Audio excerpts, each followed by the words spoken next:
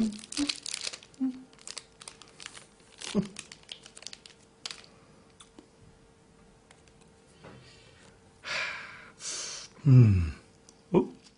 Hi everybody, this is Mr Duncan in England. How are you today? Are you okay? I hope so. Are you happy? I hope so. It's been a long time since I last did this, but as we say in English, absence makes the heart grow fonder. Yes, I'm back again with another question and answer session, just for you, and you, and you, and you, and you, and you, and you, and you, and you. Another selection of your emails, comments and questions await. So without any more digressing, let's have our first question for today. What is the difference between on time and in time?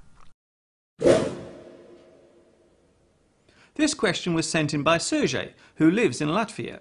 The difference between on time and in time is well defined. We use on time to show that something has happened or occurred at the time it should have. The bus was on time. I was on time for my job interview. I hope you will arrive at my house on time. When we say in time, we are expressing something that occurred within the time limit or deadline. The event happened before it was too late. I did not miss my bus because I got to the bus stop in time. This means that I arrived at the bus stop before the bus came. I got there in time. I was within the time limit. It is worth noting that there is no off time. The opposite of on time is late. A nice email.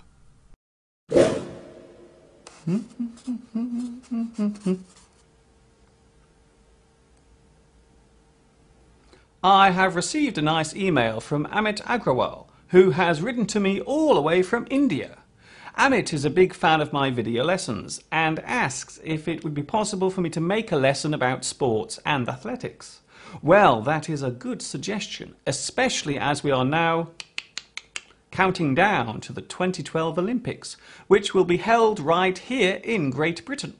Thank you for your kind words and the suggestion, Amit, and a big hello to everyone watching in India.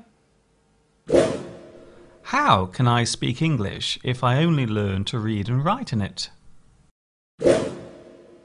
This question comes from Emmanuel Stanislaus, who lives in Tanzania. Believe it or not, this is a very common situation. When English is being taught, there is normally an order in which the language is presented. Usually the first stage is to teach the students how to read English words. Then they are taught how to write using the language. Quite often the writing and reading is taught within the same period of time. Students will be asked to read books and copy from the blackboard. As time goes by, the students should be able to attain a fairly clear understanding of basic English word definitions and grammar. However, when it comes to actually speaking English, there may be problems. You must first get used to speaking out loud and listening to the sound of your own voice. The biggest problem facing you will be building your confidence. Speaking a new language takes time and patience. It is often seen as the final part of learning any second language, especially in schools. This is the reason why video lessons such as mine are so helpful to those learning English. The words on the screen and the sound of my voice give a clear reference, allowing those watching to learn as they repeatedly play the videos again and again. Speaking is a bit like performing, and just like any performance, the more you practice it, the better you will become at doing it. To learn any manual skill, you must first watch, and to speak out loud, you must first listen. There are many ways of listening to English being spoken. DVDs allow you to see one language while listening to another. And as I have already mentioned, the internet offers you many opportunities to hear English being spoken by many different people all over the world. Thank you, Emmanuel, for your question, and a big hello to all those watching in Tanzania. An interesting email. I have received an interesting email from Massimo in Italy, who poses a question to me, not about English, but about myself. Massimo asks if I would consider myself as a downshifter. This word means a person who places time above money. A downshifter tends to live a simpler life. They pursue the things they want to do without the desire for excessive reward. To move your life down to a slower and more carefree pace. To be honest with you, Massimo, I have never really been a materialistic person. As of now, I own very few things, and those items I do possess are used to help me carry out my work. I do not own any property, I do not own a car. I have no great personal wealth, and I do not come from a wealthy family. I wish to spend what time I have left on this earth helping others in my own small way. There is already enough hatred and unfairness in this world, and I have no intention of adding to it. My intentions are best summed up by this adapted quote, originally written by William Shakespeare. How far that little candle throws his beams, so shines a good deed in a weary world. It's that time again. Boys and girls, lads and lasses, madames and messieurs, ladies and gentlemen, and those still unsure, it's the moment they all said would never happen again. They said it was a one-off, an event never to be repeated. But they were so wrong. It's the word of the week.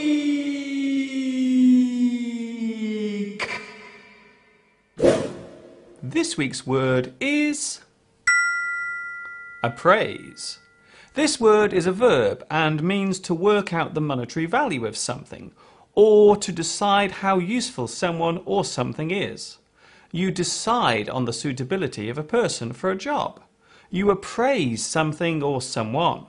You give your appraisal. You make an appraisal. Synonyms of appraise include assess, evaluate, judge, review, consider, and weigh up.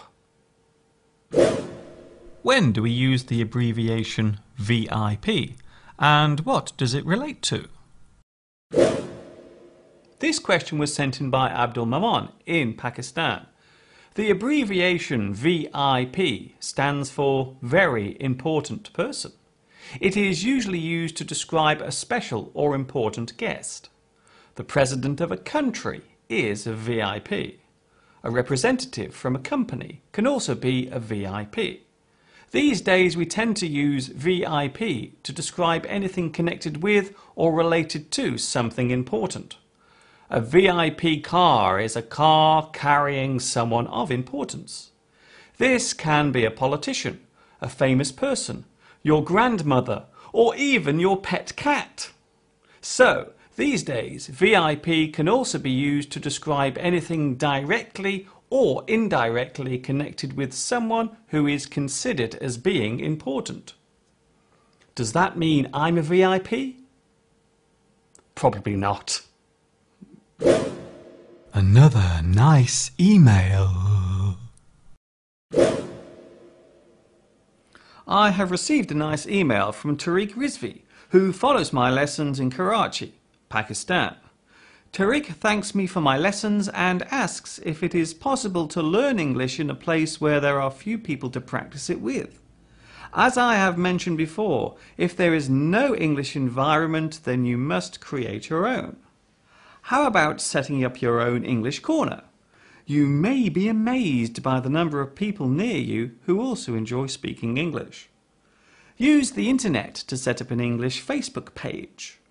Try to find others who share your interest. Use a local paper to set up a language group.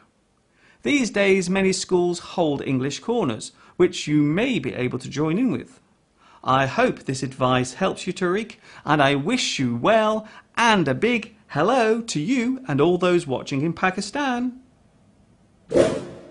What is the difference between an idiom and a slang word?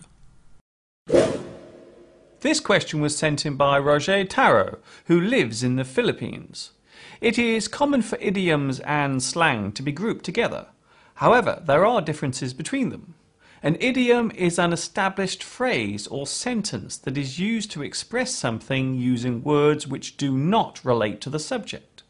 The words used have no relation to what is being said or expressed.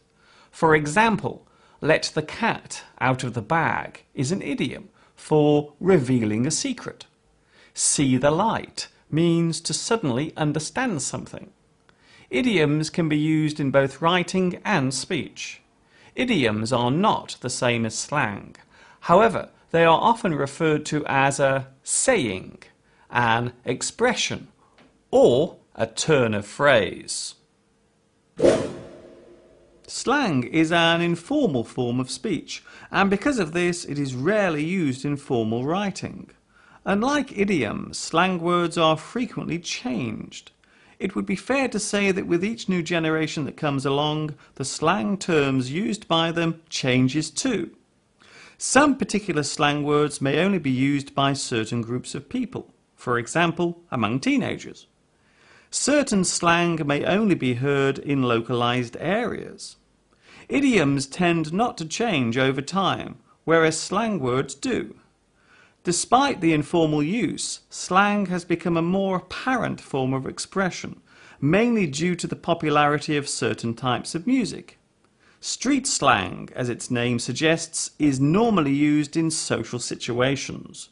You could say that slang has become a very noticeable form of modern expression. Almost time to go.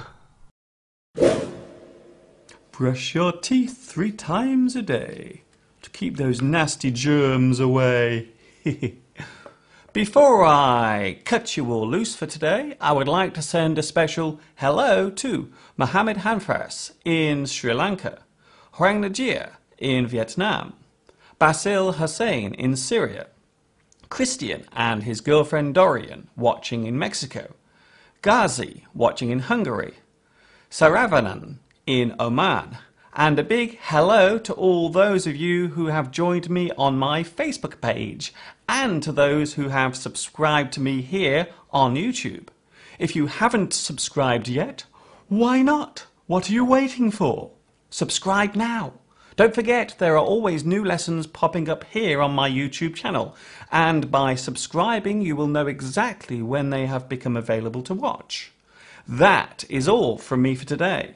This is Mr. Duncan saying thank you for watching me, answering you, and of course, ta-ta for now.